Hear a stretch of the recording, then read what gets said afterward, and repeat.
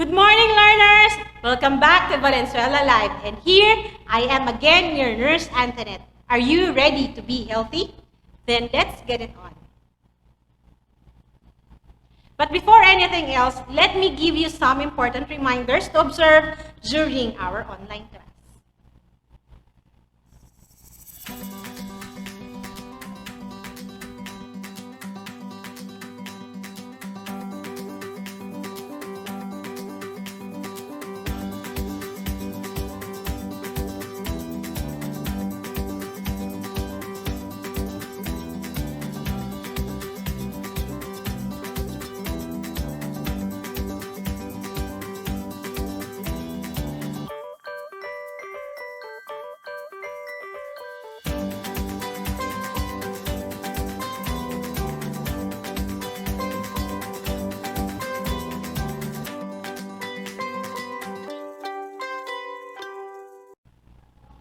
Now, I am sure that you are all ready for today's discussion. For today's lesson, here are the most essential learning competencies. Number 1, describe the characteristics, signs, and symptoms of malnutrition and micronutrient deficiencies. 2, discusses ways of preventing and controlling malnutrition and micronutrient deficiencies. 3, explains the characteristics, signs, and symptoms of eating disorders. 4, discusses ways of preventing and controlling eating disorders. And 5, applies decision-making and critical thinking skills to prevent nutritional problems of adolescents. But first, let's have a short activity. Let's call this activity, Guess the Ulam. I will be showing the ingredients and you have 5 seconds to guess the name of that dish. Just comment your answer below. For ingredients number 1, 5 seconds starts now.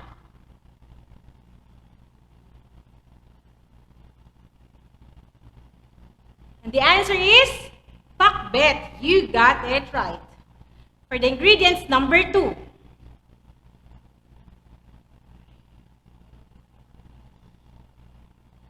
And the answer is sinigang na baboy.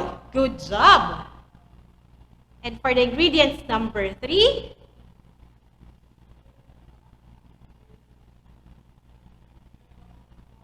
And the answer is menudo. Good job, guys. How many of you got the correct answer? Good job, learners. I guess all of us gets hungry to this activity. Let's now go on to our first topic, which is malnutrition. It is lack of proper nutrition caused by not having enough to eat, not eating enough, or being unable to use the food that one does eat. Malnutrition occurs in people who are either undernourished or overnourished.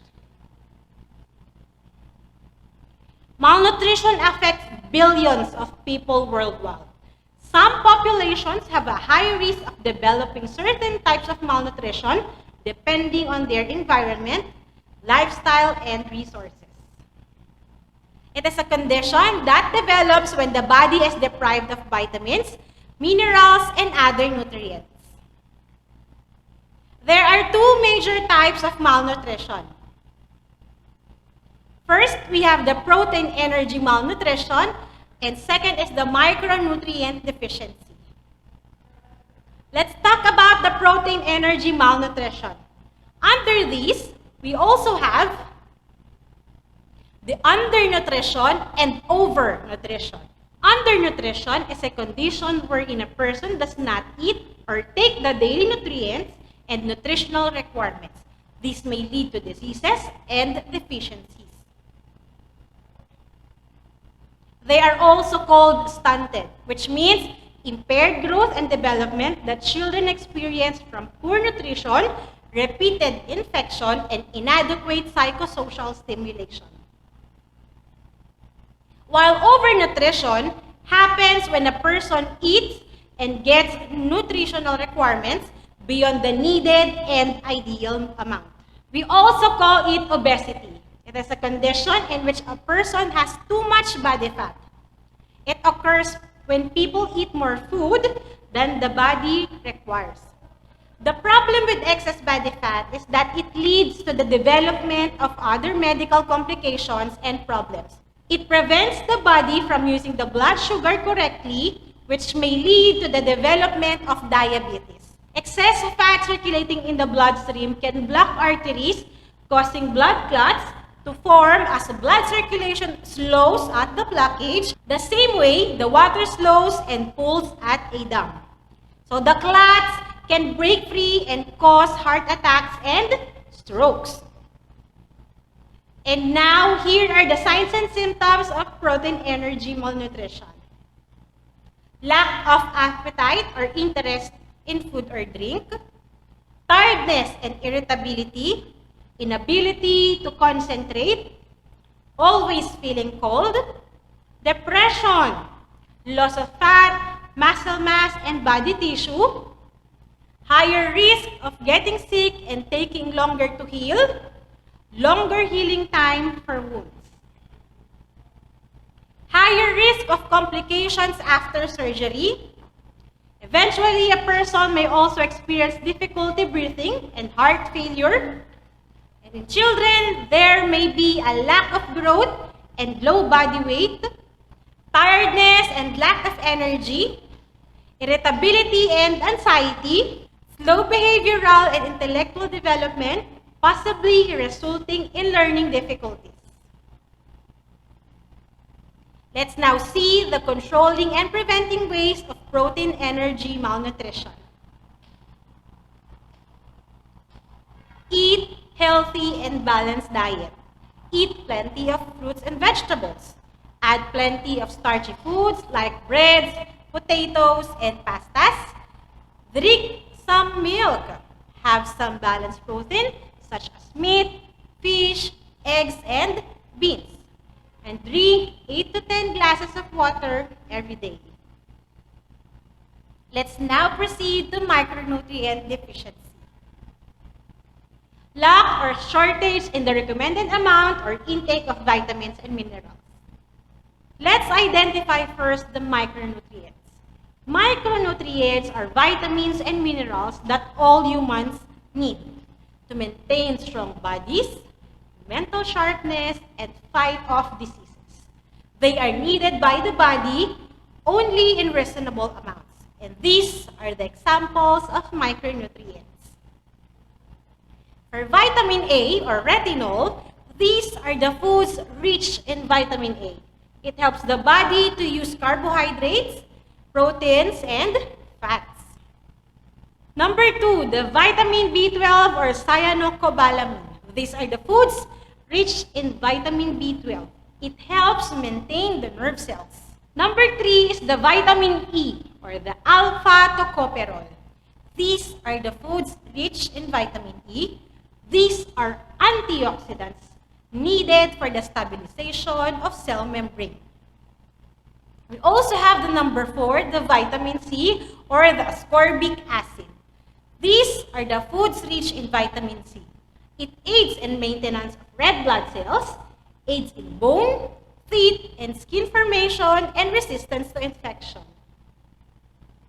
We also have the number 5, folate. These are the folate-rich foods. They aid in formation of red blood cells and protein. Number 6 is iron. These are the iron-rich foods. They help in energy metabolism, and they are important for transporting oxygen in the bloodstream and the prevention of anemia. We also have calcium. These calcium-rich foods helps to build and maintain bones and teeth, nerve and muscle function, and blood clotting. They also help carry out body processes. We also have the zinc. These foods rich in zinc plays a role in immune function, protein synthesis, and wound healing. Let us now discuss the different micronutrient deficiency, their signs and symptoms, and prevention. The micronutrient deficiencies are diseases caused by deficiency of vitamins or minerals in the diet. Let's now have the vitamin A deficiency. It can cause night blindness or the serophthalmia and later on permanent blindness. It affects children, but the effect lasts a lifetime. The signs and symptoms of vitamin A deficiency are anemia, painful joints, crack in teeth, depression, and frequent infections. For the prevention, regular consumption of vitamin A-rich foods such as animal products, orange and yellow fruits, and dark green leafy vegetables. The iron deficiency anemia is a condition in red blood cell count where hemoglobin is less than normal. Anemia results in retarded physical growth, low resistance to infections, and slow developmental learning ability. For the signs and symptoms of iron deficiency anemia, we have anemia, weakness, fatigue, pale appearance, reduced attention span, developmental delays in children. And to prevent this deficiency, we must take foods such as dark green leafy vegetables, legumes, red meats rich in iron, and iron-fortified foods. Let's now go on to the iodine deficiency disorder. It results from lack of iodine in the diet, wherein iodine is needed for the production of thyroid hormone. For the prevention, we must take iodine-rich foods like bread, iodized salt, cheese, saltwater fish, cow's milk, seaweed, egg shellfish, soy milk, soy sauce, and ice cream.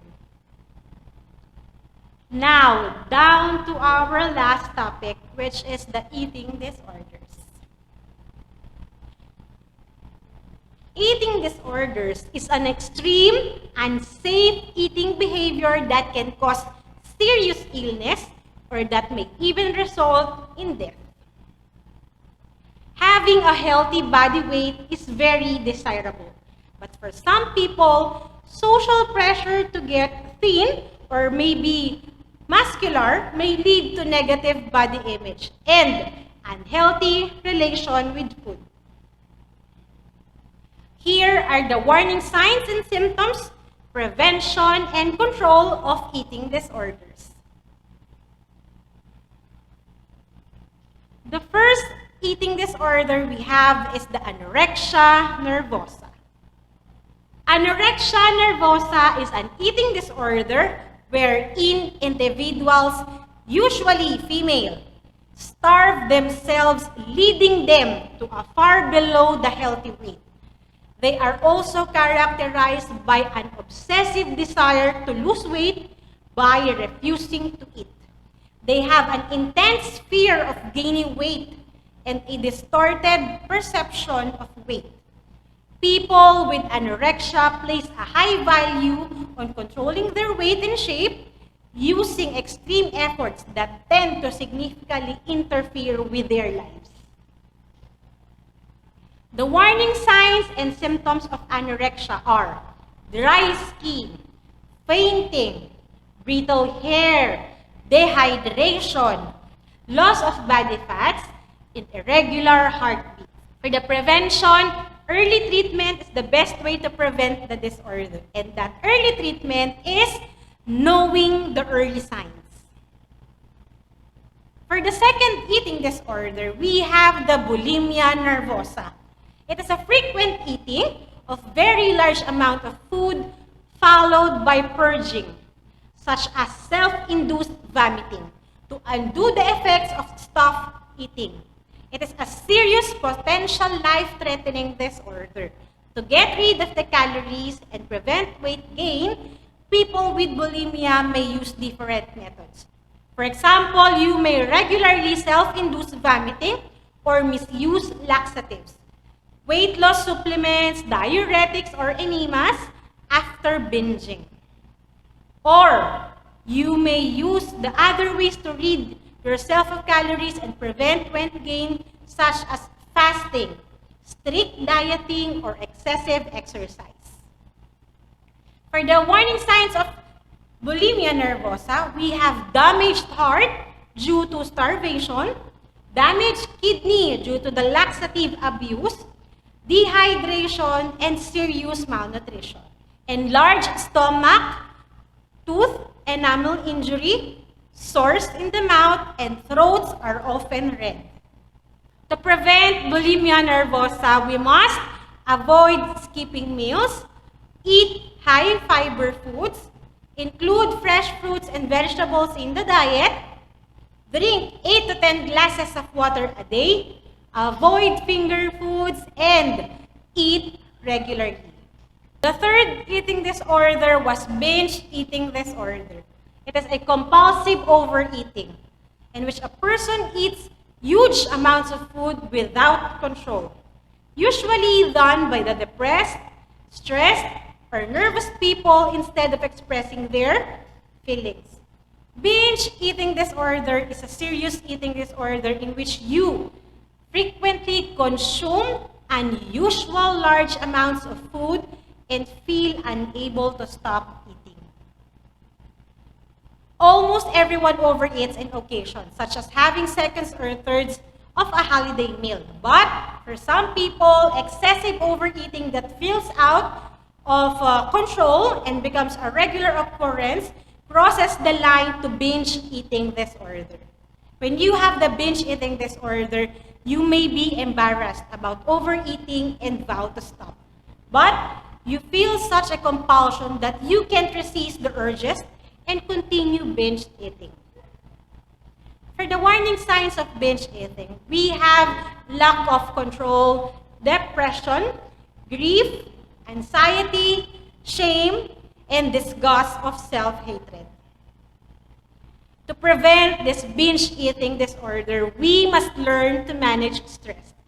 We must eat 3 regular meals, stop dieting, avoid dullness or boredom, do some exercise, have enough sleep, and get help. Always remember that eat for your health and nutrition. Have a balanced diet. Build a solid support network. A healthy diet has a lot of benefits. It can prevent certain health conditions like heart diseases, cancer, and it can lower your cholesterol. It can also help you lose weight or stay at a healthy weight. The choices you make about what you eat and drink matter. They should add up to a balanced and nutritious diet. It is important to be nutritionally healthy at all times, most especially in this time of pandemic. During the times of stress and uncertainty, it can be easy to fall into bad habits, neglecting already established healthy routines. Maintaining a healthy lifestyle supports your mind and body, making you better equipped to deal with the difficulties posed by the coronavirus pandemic. Let's see if you have gained something from today's discussion by a short activity. Just comment down the letter of the correct answer. Number 1, your classmate is anorexic. How are you going to help him or her? 5 seconds starts now.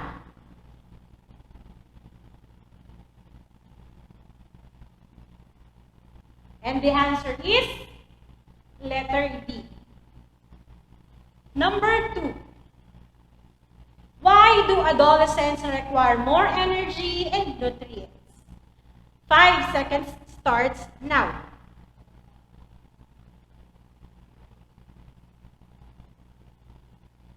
And the answer is letter B. Number 3. To stay a healthy weight, one should choose a healthful diet with 5 seconds starts now.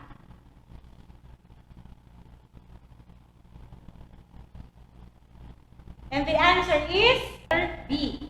For your assignment, do activities number 1, 2, and 3 on your health module to be checked on your follow-up discussion with your MAPEH teacher. Before we end, I would like to leave a message.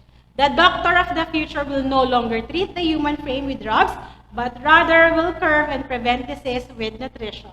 From Thomas Edison. Thank you for spending your precious time with me. Again, I am your nurse, Marie Antoinette Ganalon Soriano from DVB NHS, signing off. Goodbye and take care.